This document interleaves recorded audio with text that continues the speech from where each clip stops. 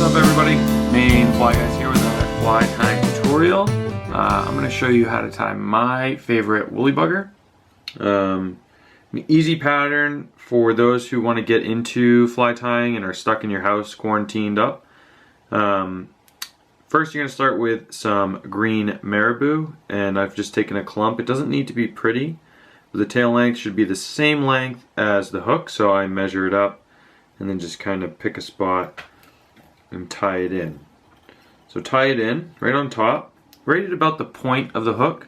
And then what I do is I hold the material and I just sort of gently wrap forward to, one, lock it into place so it doesn't roll side to side so my tail stays right where it should, and two, to keep the profile of the body the same, the full length. So when we make the body, it will be roughly the same. This is a size 6 hook. This is a tungsten bead. I can't remember the size. So, first thing we are going to tie in is a little bit of flash in the tail. I do not like my woolly buggers to have a lot of flash.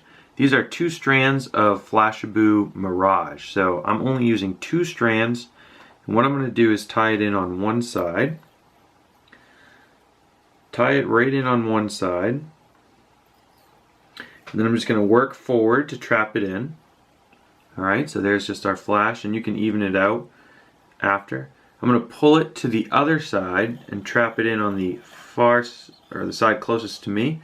And again, work it right back towards the tail. I like my flash to be right about as long as the tail, so just trim any excess. There you go, just 2 simple flash fibers. You don't want too much flash. Okay, once you have your flash tied in, I have some hen feathers, some hen hackle, just a little cape, cheap one.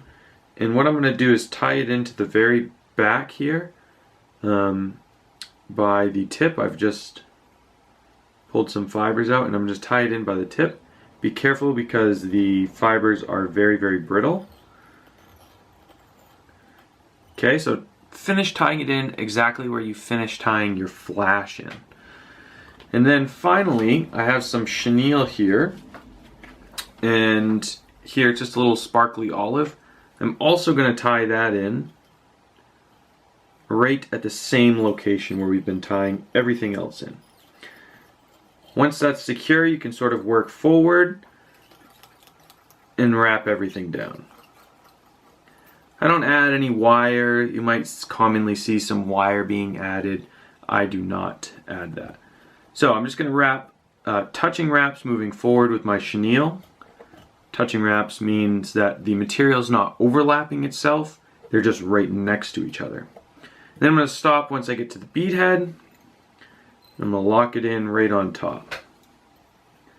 I do a couple wraps out front, couple wraps behind. Once I think it's secure, give it a snip. Then I'll take my feather and I'm going to palmer it backwards, which means you stroke the fibers moving backwards.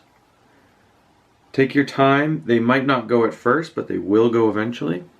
So when you have palmered it enough, you are going to go forward and then just keep working the fibers backwards as you lay it down. I like to do 4 wraps. Try to get them equally separated. So there's 2. Here's my 3rd one. And then 1 more just before the head. There we go. So there's my 4 wraps, and then I'll tie it in right behind the head. Kind of work all these fibers back and give it a snip. So now what we're going to do is I'm going to add in 2 feathers from, this is a soft hackle cape.